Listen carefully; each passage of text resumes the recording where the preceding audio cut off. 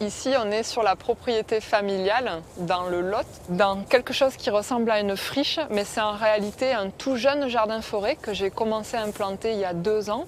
Et je ne suis pas partie de rien, je suis partie d'un vieux verger qui a été implanté par mon grand-père il y a plusieurs décennies.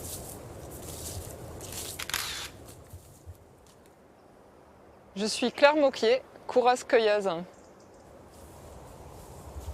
On est sur quelque chose de très différent des monocultures qui peuvent se pratiquer actuellement dans la région.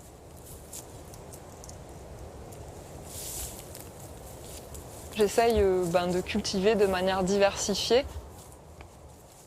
Et donc un jardin-forêt, c'est quoi? C'est un système de production alimentaire qui est basé sur la culture de plantes vivaces et notamment d'arbres et d'arbustes nourriciers.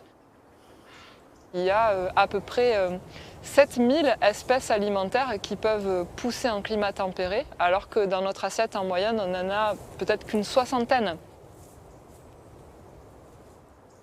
Ça ressemble un peu à une friche parce que je laisse aller ce qu'on appelle les successions végétales. En fait, quand on part d'une prairie et qu'on ne fait rien, survient naturellement la forêt. Et personne n'a besoin d'arroser ni de fertiliser une forêt. Ça se fait tout seul parce que le sol est riche et vivant.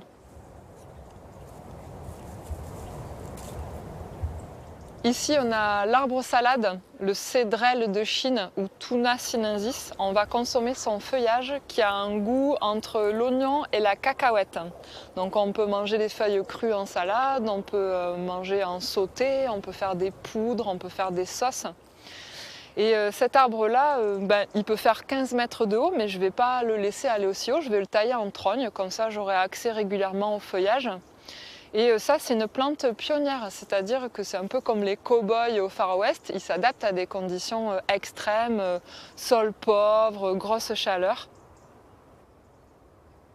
Je vais aussi intégrer quelques plantes qui résistent à des gelées tardives ou à des hivers précoces.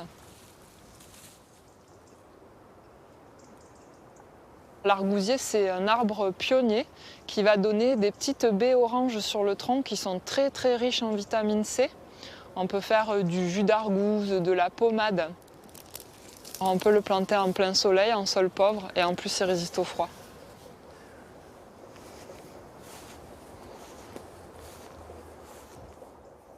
C'est un système qui est multi-étagé. On va avoir des arbres de canopée, des arbustes, des petits fruits, des plantes couvre-sol, des lianes, des tubercules.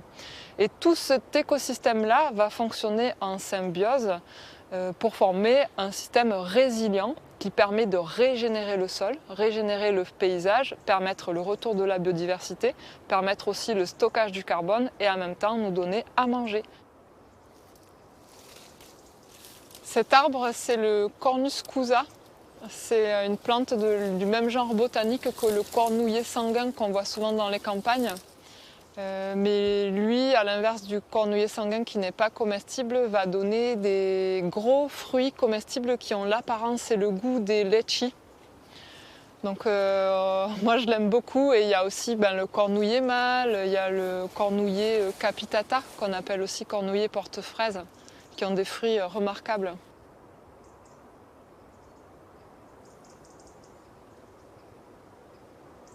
On aime être dans un environnement avec 1000 nuances de vert, avec beaucoup de choses diversifiées à récolter.